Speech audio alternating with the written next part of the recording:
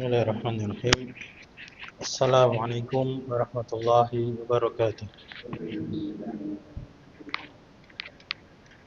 Innal hamdalillah nahmaduhu wa nasta'inuhu wa nastaghfiruh wa na'udzu billahi min shururi anfusina wa min sayyiati a'malina.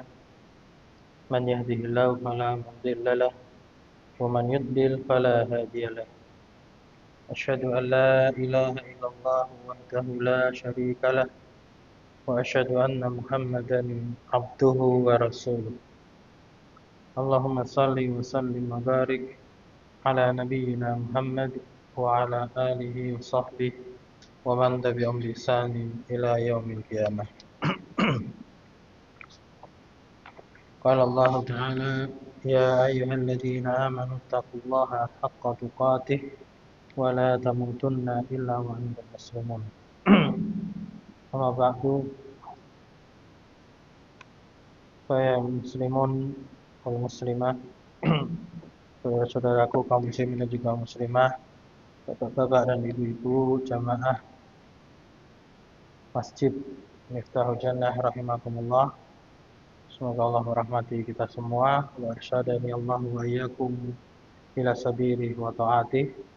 Dan juga semoga Allah Subhanahu wa taala senantiasa membimbing kita di atas jalan yang lurus dan juga menolong kita untuk senantiasa istiqomah di atas ketaatan. Alhamdulillah, senantiasa kita memuji Allah Subhanahu wa taala atas segala limpahan karunia dan juga nikmatnya sebagai bentuk rasa syukur kita kepada Allah Subhanahu wa taala dengan menggunakan lisan kita untuk memujinya, mengagungkannya, menggunakan lisan kita untuk berzikir, mengucapkan kalimat tahmid alhamdulillahirabbil alamin, dan juga menggunakan lisan kita untuk banyak-banyak zikrullah serta qiraah Al-Qur'an, membaca Al-Qur'an, karena Al-Qur'an itu kalamullah, firman Allah Subhanahu wa taala. Jadi sebagai bentuk rasa syukur kita, Allah Subhanahu wa taala telah memberikan nikmat kepada kita berupa lisan. Maka hendaknya kita gunakan lisan itu untuk ketaatan kepada Allah, untuk beribadah kepada Allah Subhanahu wa taala. Dan juga hendaknya kita menggunakan seluruh kenikmatan yang Allah berikan pada kita untuk ketaatan-ketaatan yang lainnya. Kemudian juga jemaah kaum muslimin muslimah rahimakumullah,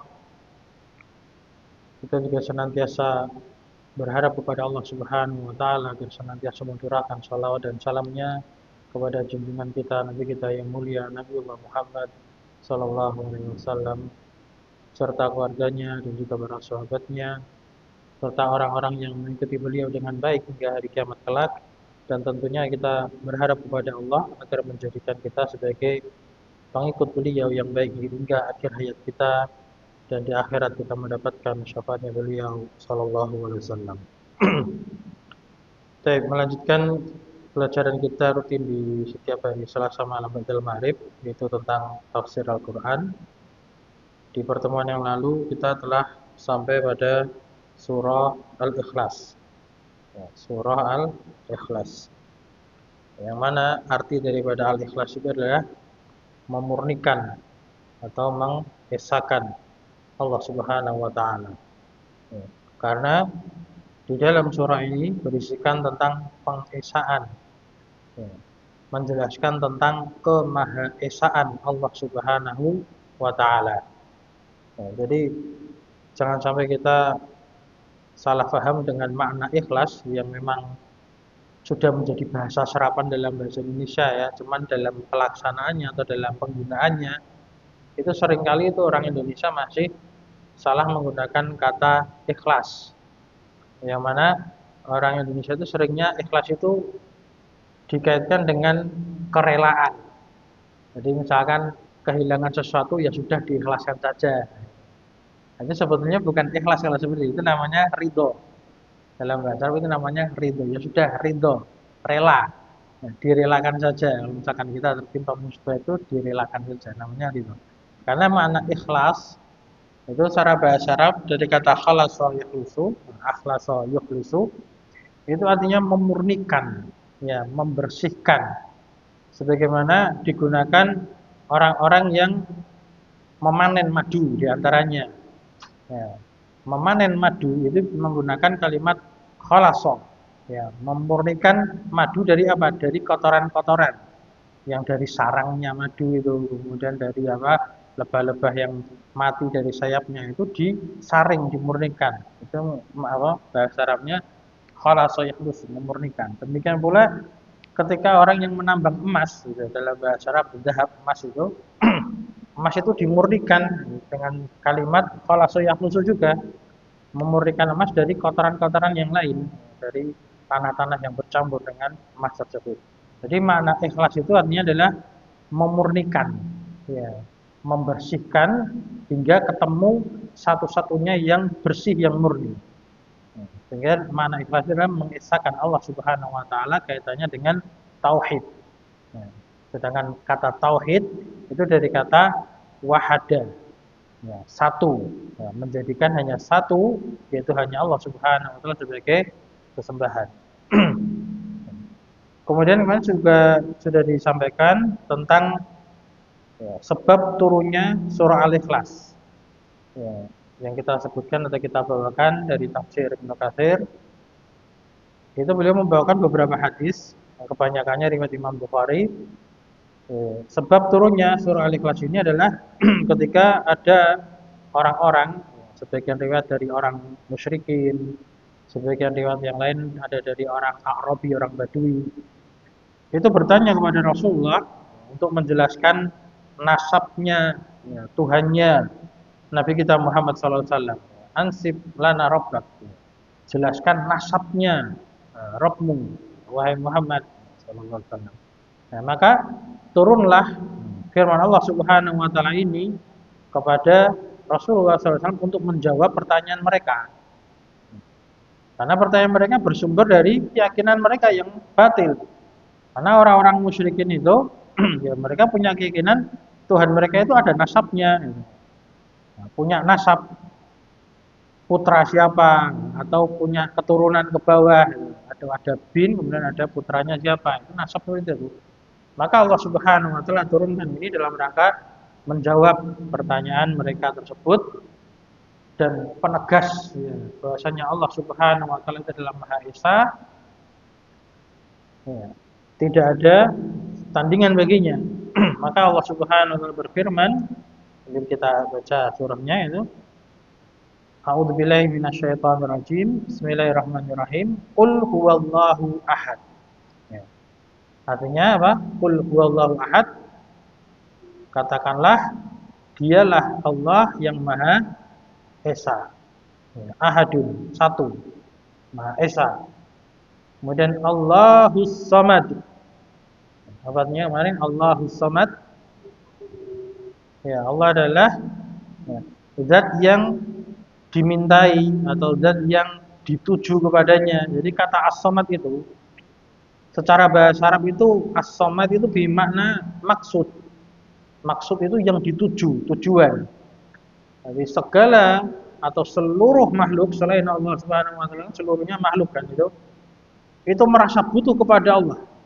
Semuanya pasti menuju kepada Allah Subhanahu wa taala. Mau tidak mau, sengaja atau tidak sengaja, yang beriman ataupun tidak beriman, semuanya pasti butuh kepada Allah, ya, pasti menuju kepada Allah. Nah, itulah Allah yang dinamakan dengan As-Samad. Maknanya adalah al-maksud, nanti dijelaskan oleh Syekh di sini. Jadi As-Samad itu maknanya adalah zat yang dituju oleh seluruh makhluknya. Pada terjemahan yang lain, diartikan tempat bergantung, yang mana seluruh makhluk itu bergantung hanya kepada Dia, Allah Subhanahu wa taala. Bergantung dalam artinya apa? Butuh, yang menggantungkan harapannya, menggantungkan keinginannya hanya kepada Allah Subhanahu wa taala. Nah, ini diantara bukti atau bentuk kayanya bahasa Arab seperti itu. Satu kata saja, as-samad itu, tapi cara nerjemahkannya kita tuh panjang lebar itu. Makanya kadang kitab-kitab bahasa Arab itu kitabnya kecil, tapi kalau sudah jadi terjemahan jadi besar. Ya, karena memang bahasa Arab itu satu kata, tapi bisa dijelaskan secara bahasa yang lain itu panjang lebar. Itu mana as-samad, Allahus samad. Kemudian Allah berfirman, lam yalid wa lam yulad. Apa artinya? Lam yalid wa lam yulad. Ya. Tidak beranak dan tidak diperanakkan. Yalid itu dari kata walada yalidu. Yalid itu melahirkan. Arti aslinya gitu. Walada yalidu itu memiliki anak, ya, melahirkan. Kalau yulad, nah itu dalam bahasa Arabnya itu sighah fi'il majhul, artinya dilahirkan. Jadi Allah itu tidak melahirkan dan tidak dilahirkan. Kalau dalam terjemahan artinya tidak beranak dan tidak diperanakkan. Jadi tidak memiliki anak, keturunan, tidak pula memiliki orang tua. Ini menunjukkan apa? Kesempurnaannya Allah Subhanahu wa taala. Dan juga menunjukkan keesaannya Allah Subhanahu wa taala. Jadi ayat-ayat yang kedua, ketiga dan keempat itu menerangkan ayat yang pertama tadi, qul huwallahu ahad. Ketika Allah adalah yang Maha Esa, Allahus Samad. Segala sesuatu itu menuju hanya kepada yang satu saja, tidak berbilang. Berbeda dengan kondisi orang-orang musyrikin yang sesembahan mereka kan banyak bercabang-cabang, maka mereka berpecah belah. Ya, kadang ke sesembahan A, kemudian besoknya pindah ke sembahan B, besoknya pindah ke sembahan C, pindah-pindah seperti itu. Nah, maka ini bantahan untuk mereka, penjelasan untuk mereka bahwasanya Allah Subhanahu wa taala tidak seperti berhala-berhala mereka, tidak seperti sembahan-sembahan mereka. Allah Maha Esa. Nah, segala sesuatu itu menuju hanya kepada yang satu-satunya saja Esa. Kemudian di ayat yang ketiga ini tadi semakin menegaskan Allah tidak memiliki anak dan tidak memiliki orang tua, berarti benar-benar esa, benar-benar sendiri. Tidak ada duanya, apalagi tiganya, tidak ada sekutunya sama sekali. Nah, di ayat yang terakhir yang keempat itu walam yakul lahu kufuwan ahad. Nah, ini artinya dan tidak ada apa? Yakul lahu kufuwan ahad, tidak ada tandingan bagi Allah satupun. Atau tidak ada satupun yang menjadi tandingan bagi Allah Subhanahu wa taala. Jadi Allah Subhanahu wa taala benar-benar Maha Esa. Semua makhluk menuju hanya kepada Allah satu-satunya. Allah tidak punya anak dan tidak diperanakkan, tidak pula punya tandingan, tidak punya sekutu yang sejajar, yang sederajat, yang semisal, yang serupa dengan Allah. Jadi Allah tidak butuh teman juga, tidak butuh pembantu, benar-benar satu. Ya, Masya Allah, ini benar-benar menunjukkan surat ini tuh al-ikhlas, memurnikan hanya Allah satu-satunya zat yang berhak untuk diibadahi. Kemudian kita lanjutkan penjelasan dari Syekh Abdurrahman Sa'di rahimahullah ta'ala dalam tafsirnya ini. Beliau menjelaskan maksudnya pada kalimat kul. Kata kul itu artinya apa? Katakanlah.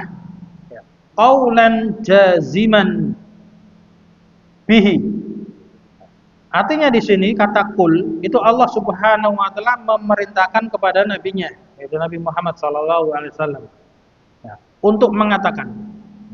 Jadi ada faedah lain ketika dalam Al-Qur'an seringkali kan ada kalimat kul, ya, seperti yang sudah kita baca kemarin, kul a'udzu birabbil falaq, kul a'udzu birabbin nas.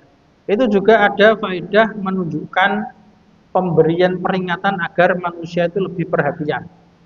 Katakanlah, kemudian Nabi Muhammad mengucapkan, bagaimana cara mengucapkannya ini? Qaulan jaziman bi, dengan ucapan yang tegas, dengan ucapan yang pasti, tidak ragu-ragu, ucapannya tegas.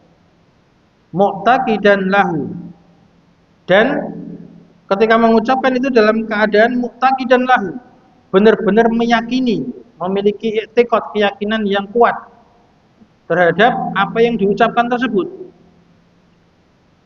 Arifan bimaknahu, dan juga arifan, mengetahui, bimaknahu, terhadap maknanya. Jadi mengetahui maknanya. Jadi ketika seseorang mengatakan, apalagi di sini konteksnya adalah Nabi kita Muhammad sallallahu alaihi wasallam diperintahkan oleh Allah Subhanahu wa taala untuk berbicara, untuk mengucapkan, maka harus punya sikap yang tegas ketika berbicara. Ucapannya tegas, jelas, dan berisi tentang keyakinan terhadapnya, serta mengetahui tentang maknanya. Jadi bukan hanya sekedar omong kosong. Kan ada orang yang ngomong tapi tidak tahu artinya, asal ngomong aja, asal nyeplos kan itu. Nah, itu tidak berfaedah dalamnya. Namun di sini yang Allah Subhanahu wa taala perintahkan kepada nabinya adalah ucapan yang memang benar-benar memiliki makna dan bisa dijadikan sebuah keyakinan, terlebih lagi pada orang-orang yang beriman. Apa ucapan yang hendaknya diucapkan oleh Rasulullah SAW, diperintahkan oleh Allah? Huwallahu ahad. Huwallahu ahad. Dia, yaitu Allah Subhanahu wa taala, adalah zat yang Maha Esa. Qul huwallahu ahad. Katakanlah wahai Muhammad, dia Allah adalah zat yang Maha Esa. Maksud daripada yang Maha Esa adalah qad in hasarat fihil ahadiyatu.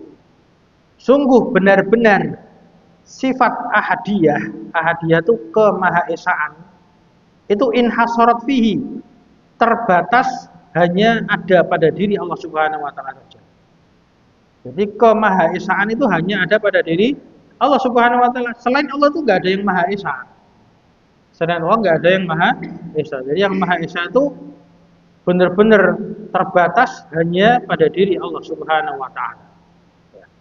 Fahuwal ahad, maka dialah Allah yang Maha Esa, al-munfaridu. Al-munfaridu, mungkin kita sering dengar kata munfarid. Apa Pak makna munfarid? Sendirian. Kalau sholat munfarid berarti sholatnya sendirian. Jadi dia Allah Subhanahu wa taala yang Maha Esa, yang bersendiri. Benar-benar sendiri, enggak butuh teman itu. Bil kamali, dengan kesempurnaan.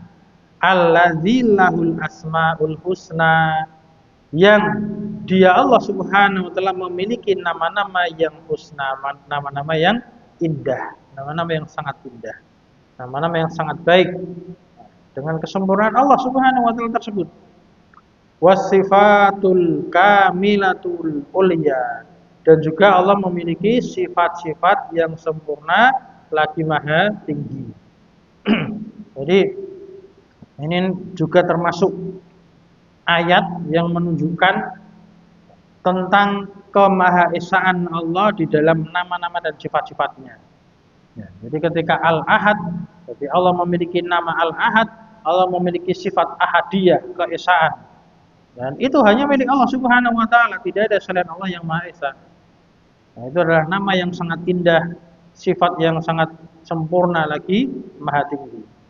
Wal af'alul muqaddasah, dan juga Allah memiliki af'al, perbuatan-perbuatan yang tersucikan. Jadi perbuatan Allah itu pasti baik, pasti suci, pasti bersih. Tidak mungkin Allah berbuat sesuatu yang kotor, sesuatu yang tidak benar, itu tidak mungkin. Subhanallah, Allah Maha Suci. Alladzi la nadhira lahu wala mathil, yang dia Allah tidak memiliki nadhir, teman yang sederajat, yang sebanding gitu. Allah tidak memiliki nadhir, wala mathil, dan juga Allah tidak memiliki sesuatu yang semisal, serupa dengan Allah. Artinya Allah tidak memiliki tandingan, karena Allah Maha Esa tadi. Itu mana daripada ayat yang pertama, qul huwallahu ahad. Kemudian dari kalimat ini, ketika kita menegaskan Allahu Ahad, Allah yang Maha Esa, ini ada bantahan kepada dua kelompok yang menyimpang. Ada dua kelompok yang menyimpang. Satu kelompok menyimpang itu ketika apa? Mereka memiliki sesembahan lebih dari satu, yaitu orang-orang musyrikin. Sesembahannya lebih satu. Jadi Tuhannya mereka enggak ahad itu. Itu satu kelompok. Kelompok yang lain, kelompok yang tidak meyakini adanya Tuhan. Berarti Tuhannya itu apa? Nol, gitu. Tidak ada Tuhan. Ini orang-orang ateis kan itu. Nah, kita orang Islam itu berada di pertengahan antara orang-orang yang ekstrim atas sama orang-orang yang ekstrim bawah. Maka kita katakan Allahu Ahad. Allah Maha Esa. Allah tidak berbilang dan kita menetapkan ada Tuhan. Ada sesembahan itu hanya Allah saja. Beda dengan orang-orang ateis yang mereka tidak percaya dengan adanya Tuhan. Kemudian jamaah kaum muslimin rahimani wa rahimakumullah, di ayat yang berikutnya Allah Subhanahu wa taala berfirman, Allahus Samad. Allah As-Samad. Nah, makna samad ini sebetulnya banyak penafsiran para ulama tentang makna samadnya. Sehingga secara penerjemahan tadi agak panjang lebar. Namun secara ringkas hampir sama semua, intinya adalah yang dijelaskan di sini oleh Syekh Sa'di rahimahullah taala, as-samad ay al-maqsudu fi jami'il hawaiji. Al-maqsud itu adalah sesuatu yang dituju. Fi jami'il hawaiji, dalam seluruh hajah, kebutuhan-kebutuhan. Nah, ini beberapa kata sudah jadi bahasa Araban. Al-maqsud. Maksud itu sudah jadi bahasa Indonesia ya. Kalau maksud dalam bahasa Indonesia artinya apa? Maksud tujuan, kan itu. Maksud tujuan. Nah, kalau dalam bahasa Arab maksudun ini sigo isim maf'ul. Artinya sesuatu yang dituju. Ya sama saja kan, dari bahasa Arab menjadi apa? Tujuan. Berarti Allah As-Samad itu maknanya adalah Allah adalah zat yang dituju. Fi jami'il hawaiji, dalam seluruh hajah. Hawaij itu jamak dari hajah. Hajah itu hajat, keinginan, kebutuhan. Jadi semua keinginan makhluk, semua kebutuhan makhluk itu ditujukan hanya kepada Allah Subhanahu wa taala saja. Semuanya itu minta untuk dipenuhi kebutuhannya ya hanya kepada Allah Subhanahu wa taala. Ya, mau nggak mau, sengaja tidak sengaja, sadar atau nggak sadar, pasti mereka menuju kepada Allah Subhanahu wa taala. Kenapa? Ya karena Allah yang menciptakan mereka. Allah yang menghidupkan mereka. Nafasnya dia hidup di dunia itu, oksigen itu yang menciptakan Allah Subhanahu wa taala. Ya, pasti butuh kepada Allah Subhanahu wa taala. Nah, lalu ditegaskan oleh beliau Syekh Sa'di rahimahullah taala, fa ahlul alami, ini bacanya alam. Nah, ini bisa dibaca, tulisan seperti ini bisa dibaca alim, bisa dibaca alam, tapi konteksnya di sini bacanya alam. Fa ahlul alam, karena ini artinya alam semesta. Kalau alim itu orang yang pintar. Ini konteksnya bacanya alam. Fa ahlul alami, maka penduduk alam, ahli itu diartikan penduduk. Penduduk alam al-ulwi, yang tinggi di atas, wasufli, dan yang rendah di bawah. Jadi penduduk alam semesta itu ada yang di atas dan ada yang di bawah. Yang di atas itu apa? Di atas langit misalkan. Ya baik planet-planet ataupun malaikat atau apa, makhluk yang lain yang ada di atas. Nah, adapun makhluk yang ada di bawah, yang ada di bumi, baik manusianya, binatangnya, atau makhluk yang lain yang ada di bawah atau sampai ke dalam perut bumi pun, binatang-binatang yang ada di dalamnya. Nah, semua itu, ya, semua penduduk alam semesta itu muftakiruna ilaihi. Mereka itu iftikor. Muftakir itu orang yang fakir. Fakir itu berarti apa? Sangat butuh. Fakir, pasangannya miskin. Berarti apa? Enggak punya apa-apa. Sangat membutuhkan ilaihi kepada dia, Allah Subhanahu wa taala. Jadi seluruh penghuni alam semesta itu muftakiruna ilaihi, sangat butuh kepada Allah Subhanahu wa taala, ghayatal iftiqari, pada puncak kebutuhannya, pada puncak rasa fakirnya dia. Jadi sangat butuh hanya kepada Allah Subhanahu wa taala. Tadi contohnya misalkan manusia pengen hidup kan paling tidak kan butuh oksigen. Oksigen mau nggak mau ya hanya Allah Subhanahu wa taala yang menciptakan. Butuh air, ya butuh matahari. Hanya Allah yang menciptakannya, Allah yang mengatur segala urusan. Jadi semuanya butuh kepada Allah Subhanahu wa taala. Yas'alunahu hawaijahu. Mereka semua itu penduduk alam semesta itu yas'alunahu, meminta kepada Allah hawaijahu, terhadap kebutuhan-kebutuhan mereka. Wa yarghabuna ilaihi fi muhimmatihim. Wa yarghabuna ilaihi artinya sama, mereka itu berharap, ya, meminta kepada Allah Subhanahu wa taala fi muhimmatihim, dalam perkara-perkara yang penting bagi mereka.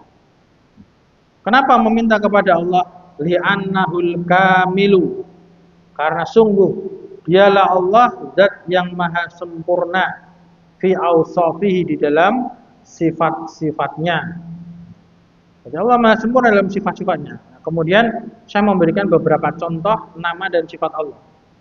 Contoh yang pertama itu beliau sebutkan Al-Alimu, Allah yang maha mengetahui. Al-Alim itu Allah yang maha mengetahui. Ini nama Allah. Alladzi qad kamula fi ilmihi, yang sungguh benar-benar telah sempurna di dalam ilmu pengetahuannya Allah Subhanahu wa taala. Jadi karena Allah maha mengetahui, maka seluruh makhluknya butuh kepada Allah Subhanahu wa taala, merasa takut kepada Allah Subhanahu wa taala dalam semua perbuatannya. Jadi kalau kita benar-benar semakin mengenal Allah, ya, semakin kita itu memiliki sifat ma'rifatullah, mengenali Allah, kita akan mengenal nama-nama dan sifat-sifat Allah. Semakin kita kenal bahwasanya Allah itu Al-Alim, Allah maha mengetahui, itu semakin menumbuhkan rasa takut kita kepada Allah Subhanahu wa taala. Kalau kita sudah takut kepada Allah Subhanahu wa taala, itu akan menjaga diri kita dari perbuatan maksiat. Akan menjaga diri kita dari perbuatan maksiat. Setiap kali kita ingin berbuat maksiat, kita ingat Allah. Allah maha mengetahui. Walaupun tidak ada orang, walaupun sepi, walaupun sendirian, Allah maha mengetahui. Nah, itu belum secanggih di zaman kita ini. Di zaman kita ini justru malah kadang orang itu karena merasa diawasi, tapi bukan diawasi oleh Allah. Diawasi apa? CCTV gitu. Jadi merasa diawasi sama CCTV. Kalau mau berbuat curang, mau berbuat apa, ngambil apa sesuatu, mencuri, itu takutnya bukan takut karena Allah itu. Ya, takutnya karena ada yang ngawasi ternyata CCTV. Ini juga semakin canggih teknologi itu semakin apa? Semakin ujian menjaga keikhlasan itu. Jadi niat kita itu bukan karena Allah, tapi karena makhluk itu tadi. Karena ada CCTV. Itu juga ujian itu sebetulnya. Emang kecanggihan teknologi itu memang semakin menjadi ujian bagi kita semuanya. Nah, jadi kalau kita semakin memahami, mengenali Allah memiliki sifat alim, nah, maka itu bisa menumbuhkan rasa takut kita kepada Allah Subhanahu wa taala. Dan ini sangat erat kaitannya masalah al-alim, kan ilmu ya. Itu juga dengan sifatnya para ulama. Nah, para ulama kan orang-orang yang berilmu. Maka Allah sifati mereka dengan apa? Firman-Nya Allah Subhanahu wa taala, "Innama yakhsyallaha min ibadihil ulama." Ya, artinya sesungguhnya di antara hamba-hamba Allah, min ibadihi, di antara hamba-hambanya Allah yang yakhsyallaha, yang senantiasa takut kepada Allah itu siapa? Para ulama. Jadi ulama itu bukan hanya orang yang sekedar pintar omong, banyak ilmunya, banyak hafalannya, ya, hafal Quran, hafal hadis, hafal kitab, ya, bisa menjelaskan kepada umat manusia, bisa berdakwah, bukan seperti itu namanya ulama. Tapi namanya ulama itu adalah orang yang semakin takut kepada Allah Subhanahu wa taala. Bahkan para ulama itu sangat berhati-hati di dalam berbicara. Sangat berhati-hati dalam berbicara. Banyak kisah para ulama ketika ditanya tentang sesuatu, maka jawabnya apa? Wallahu a'lam, la adri. Allah yang Maha Mengetahui, saya tidak tahu. Karena apa? Takut salah. Takut itu loh. Takut kepada Allah Subhanahu wa taala.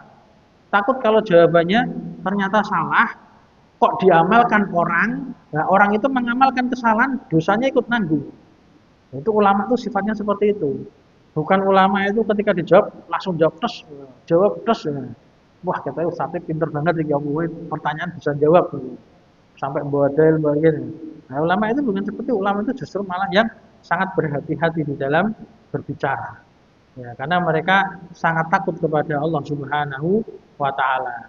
Dan benar itu pepatah yang mengatakan padi itu semakin semakin berisi semakin merunduk. Ya, namanya ulama itu semakin berilmu, semakin tawadhu, semakin merendah.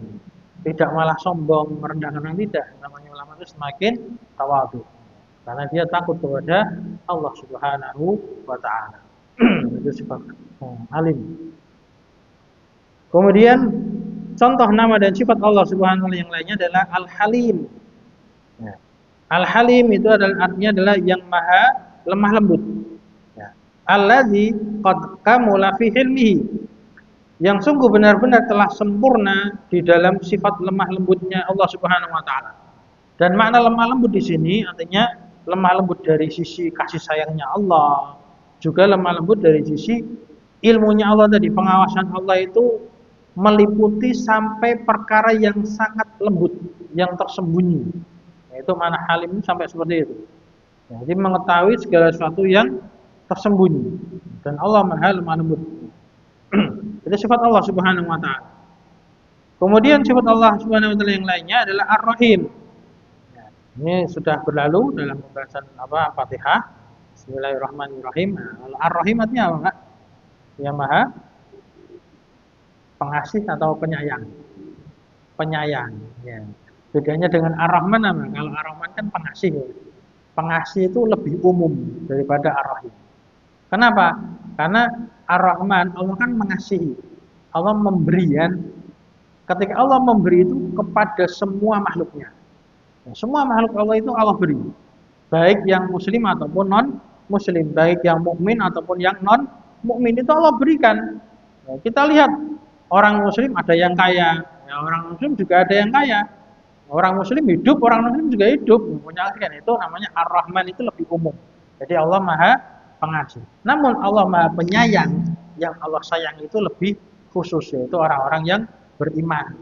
Nah, ketika orang beriman itu berbuat salah, itu biasanya diingatkan dengan ujian atau dengan musibah atau dengan sakit yang tujuannya untuk menggugurkan dosa dia agar dia tobat kepada Allah atau untuk meninggikan derajatnya biar naik tingkat, ya, meninggikan derajat hambanya dengan ujian dari Allah Subhanahu wa taala. Itu kalau Ar-Rahim itu lebih khususnya Maha Penyayang. Alladzi, yang Ar-Rahim itu alladzi kamula fi rahmati, yang telah sempurna di dalam kasih sayangnya Allah Subhanahu wa taala. Alladzi wasi'at rahmatuhu kullasyai, yang kasih sayangnya Allah itu mencakup segala sesuatu.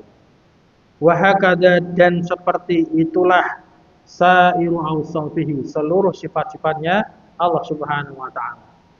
Jadi dari kalimat yang ada di dalam ayat ini itu Allahus Samad. As-Samad itu maknanya adalah Allah yang maha sempurna sehingga segala sesuatu itu menuju kepada Allah Subhanahu wa taala. Ya, ini sudah menjadi fitrah, ya. Sudah menjadi sunatullah, seseorang itu pasti ingin menuju kepada yang sempurna. Ingin menuju sesuatu yang baik. Maka dari itu ketika Allah Subhanahu wa taala adalah As-Samad, seluruh makhluknya itu menuju kepadanya.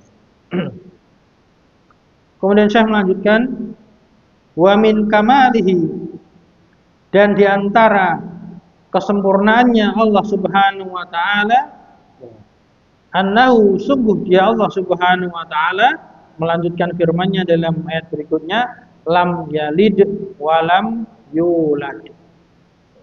Dia Allah tidak beranak dan tidak pula diperanakkan. Likamali ghinahu, karena dikarenakan kesempurnaan ghinahu.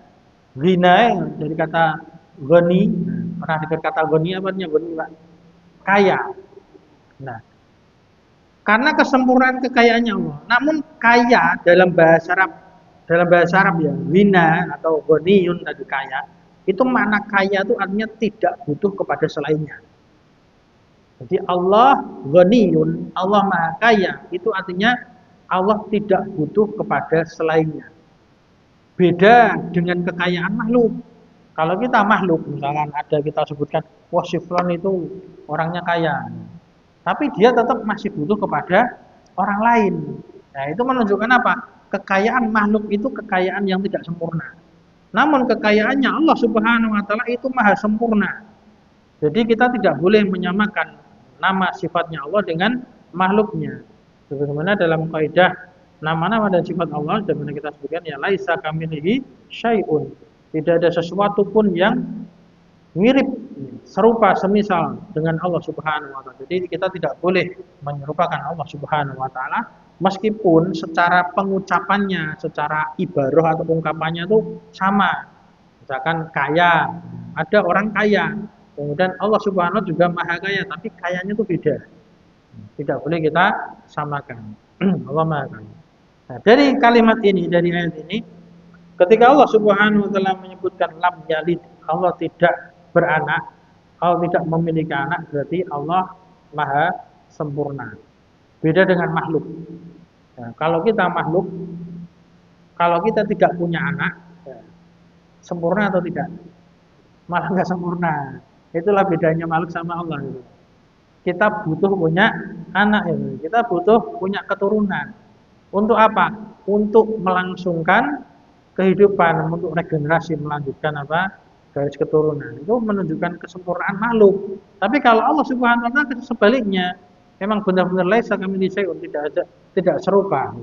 Allah Subhanahu wa taala tidak bisa kita samakan dengan makhluknya. Demikian juga walam yulad, Allah tidak diperanakkan. Kenapa? Kalau Allah diperanakkan berarti Allah bukan ahad lagi kan itu. Berarti ada sebelumnya. Berarti ada orang tuanya. Nah ini ya sifatnya orang-orang musyrikin. Kalau orang musyrikin itu menganggap apa? Sesembahannya itu punya nasab, ya, punya orang tua, atau mensifati Allah punya apa? Punya keturunan juga. Sebagaimana sebagian ada yang menyatakan ya Nabi Isa nah, itu adalah ibnullah, nah, Al-Masih ibnullah, itu juga bentuk kekufuran mereka. Atau orang-orang Yahudi yang mereka mengatakan Uzair ibnullah, atau orang-orang musyrikin, kalau orang-orang musyrikin itu menyatakan Allah memiliki anak-anak perempuan, itu lebih kurang ajar lagi. Nah, siapa yang dimaksud anak-anak perempuan oleh orang musyrikin? Malaikat. Jadi orang musyrikin itu meyakini malaikat itu perempuan. Nah, ini hati-hati. Ini termasuk kita hidup di zaman modern ya, anak-anak kecil kita, anak-anak kita itu keyakinannya itu dirusak oleh orang-orang Barat. Nah, orang-orang kufar sana itu melalui permainan-permainan, ya melalui game, ya kan. Coba kalau kita lihat game-gamenya mereka, anak-anak itu, kalau ada game-game apa namanya bahasa Inggrisnya malaikat itu apa? Angel. Angel itu biasanya digambarkan apa? Perempuan kan. Ya. Jadi mereka itu giring anak-anaknya kaum muslimin itu biar punya keyakinan angel itu kan bahasa Indonesianya malaikat. Nah, malaikat itu dari bahasa Arab. Gitu. Loh, malaikat itu mereka mensifati dengan sifat perempuan. Ya, padahal dalam bahasa Indonesia, dalam bahasa Arab, dalam keyakinan Islam, malaikat itu semuanya laki-laki. Malaikat itu laki-laki. Bentuk mufradnya malaikat itu malakun. Kalau dalam bahasa Arab itu mufradnya al-malak. Malak. Itu artinya satu malaikat. Kalau jamaknya malaikah. Malaikat itu. Loh kok ada tak marbutohnya? Tak marbutoh kan seperti perempuan kan itu. Itu namanya jamak taksir. Yang dihukumi adalah mufradnya. Malakun tadi mufradnya adalah mudzakkar. Kalau jamak taksir itu dalam bahasa Arab memang pecah itu, memang tidak beraturan. Seperti contohnya misalkan bahasa Arabnya saudara laki-laki. Saudara laki-laki bahasa Arabnya apa? Akhun. Akhun itu mudzakkar. Tapi jamaknya apa? Ikhwatun. Ikhwah. Nah, kayak perempuan kan ada tamar butonya, tapi tetap dihukumi laki-laki itu. Itu namanya jamak taksir. Pemuda bahasa Arabnya fatan. Al-fata. Jamak taksirnya apa? Al-fityatu. Fityah. Nah, itu jamak taksir seperti itu. Jadi kita bisa menjelaskan pada mereka ketika mereka beralasan secara bahasa malaikah kan perempuan ada tamar butonya. Bukan, itu jamak taksir. Mufradnya adalah al-malaku. Malaikat itu mudzakkar, laki-laki. Nah, ini orang-orang Barat, orang-orang kafir itu merusak anak-anak kaum muslimin melalui game ya, dengan cara mewujudkan malaikat itu dalam bentuk perempuan. Nah, ini hati-hati seperti itu. Kita harus sering-sering apa? Menasihati, mengajari, mendidik anak-anak kita, menyampaikan keyakinan-keyakinan Islami, akidah Islami yang betul. Bahwasanya malaikat itu laki-laki. Nah, jadi di sini lagi Allah Subhanahu wa taala tidak beranak dan tidak diperanakan. Nah, menunjukkan kesempurnaan Allah Subhanahu wa taala. Berbeda dengan makhluk. Ya, kalau makhluk tadi kalau nggak punya anak malah tidak sempurna. Kemudian di ayat yang terakhir yang keempat ini juga semakin menunjukkan kesempurnaan kemahaesaannya Allah Subhanahu wa taala di dalam firman-Nya walam yakul lahu kufuwan ahad. Ini dari sisi bacaan juga perlu kita perhatikan ketika kita membaca surahnya Pak ya. Walam yaku kaf, pakainya kaf. Walam yakul lahu kufuwan ahad. Nah, kenapa? Karena kadang kita terbawa di awalnya kan kul pakai kof. Nanti banyak walam yakun pakai kun. Nah, nanti ke bawah itu salah itu ya. Nah, nanti artinya nggak jelas itu. Tidak ada artinya malah. Nah, ini juga kita harus perhatikan. Walam yaku kaf, maknanya ku. Walam yakul lahu kufuwan ahad. Artinya dan tidak ada ahadun satupun. Nah, ahad yang di sini artinya satupun yakul lahu kufuwan. Yang keberadaannya itu menjadi tandingan bagi Allah Subhanahu wa taala. Jadi kalau kita belajar bahasa Arab nahwu sharafnya, di sini itu walam yakun lahu kufuwan ahad. Ahadun di situ sebagai isimnya yakun. Isimnya yakun. Kemudian kufuwan itu dibaca nasab, fathah itu karena khobarnya yakun. Sehingga kalau kita terjemahkan urut itu dan tidak ada satupun yang menjadi tandingan bagi Allah Subhanahu wa taala. Nah, karena Allah tadi Maha Esa. Allah satu-satunya zat yang dituju, yang menjadi ya, tujuan untuk bergantung semua makhluk menuju kepada Allah Subhanahu wa taala. Ya, karena Maha Esa-Nya Allah tidak beranak dan tidak diperanakan, maka Allah juga tidak ada satupun tandingan bagi Allah Subhanahu wa taala. Tidak ada yang sekufu dengan Allah Subhanahu wa taala. La fi asma'ihi. Tidak di dalam nama-namanya, wala fi ausafihi, dan tidak pula di dalam sifat-sifatnya, wala fi af'alihi tabaraka wa ta'ala, dan tidak pula di dalam af'alnya, perbuatan-perbuatannya Allah Subhanahu wa taala tabaraka yang maha berkah, wa ta'ala yang tadi maha tinggi. Jadi Allah maha berkah itu maksudnya Allah yang maha memberi keberkahan. Ya ta'ala Allah yang maha tinggi. Dan ini telah jelas tidak ada tandingan bagi Allah dalam nama-namanya. Jadi ketika Allah memiliki nama lafzul jalalah, itu nama lafzul jalalah Allah itu khusus bagi Allah saja. Nah, tidak boleh selain Allah punya nama Allah, itu nggak boleh. Ada orang punya anak, anakku tak jenenge Allah, nggak boleh itu. Itu bisa kufur, itu kurang ajar, itu durhaka kepada Allah. Kalau pengen menamai anaknya ya ditambahi abdun, hamba, jadi Abdullah, hambanya Allah. Itu dalam namanya Allah, dalam sifatnya juga demikian. Ya, seperti Ar-Rahman, sifat Allah maha pengasih, kasih sayangnya Allah itu maha sempurna. Maka tidak ada sekutu bagi Allah, tidak ada satupun yang memiliki kesempurnaan kasih sayangnya Allah seperti itu. Demikian pula dengan kemahaesaannya Allah tadi. Wala fi af'ali, dan tidak pula dalam perbuatan-perbuatan Allah. Nah, perbuatan-perbuatan Allah itu apa? Menciptakan. Itu kan perbuatan Allah Subhanahu wa taala. Jadi tidak ada selain Allah yang mampu menciptakan. Meskipun ada istilah dalam bahasa Indonesia mungkin pencipta telepon, pencipta pesawat terbang, pencipta apa? Itu hakikatnya bukan mencipta. Ya, hakikatnya itu bukan mencipta, tapi apa? Ya. Membuatnya itu apa? Merubah bentuk. Ya, menemukan tapi membuatnya itu bukan menciptakan, tapi apa? Merubah bentuk. Misalkan penemu meja, apakah dia tiba-tiba celing jadi meja? Enggak. Kan merubah bentuk. Dari apa? Dari pohon, diambil kayunya kan itu. Nah, sedangkan yang menciptakan pohon kayu siapa? Allah Subhanahu wa taala. Enggak ada orang yang bisa menciptakan pohon.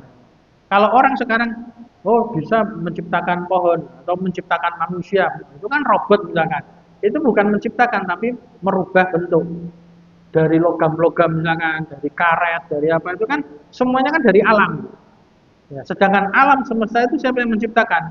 Allah Subhanahu wa taala. Jadi perbuatannya Allah menciptakan itu merupakan bentuk kemahaesaannya Allah Subhanahu wa taala. Jadi tidak ada yang bisa menandingi Allah dalam perbuatan-perbuatannya. Maka di sini saya menutup dengan kalimatnya fahadhihi suratu, maka surat ini mustamilatun, mencakup ala tauhidil asma'i was sifat, di dalam pengesaan Allah dalam nama-nama dan sifat-sifatnya. Jadi Allah Maha Esa di dalam nama dan juga sifatnya serta perbuatannya tadi. Alhamdulillah, wallahu taala alam, semoga bermanfaat bagi kita, semoga bisa menambah keimanan kita dan juga ketakwaan kita. Apabila ada kebenaran itu murni dari Allah Subhanahu wa taala, dan apabila ada kesalahan maka itu dari diri saya pribadi dan dari syaitan.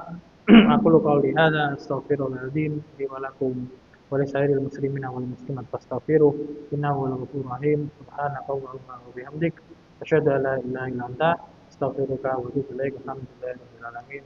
Wassallallahu ala nabiyyina Muhammad.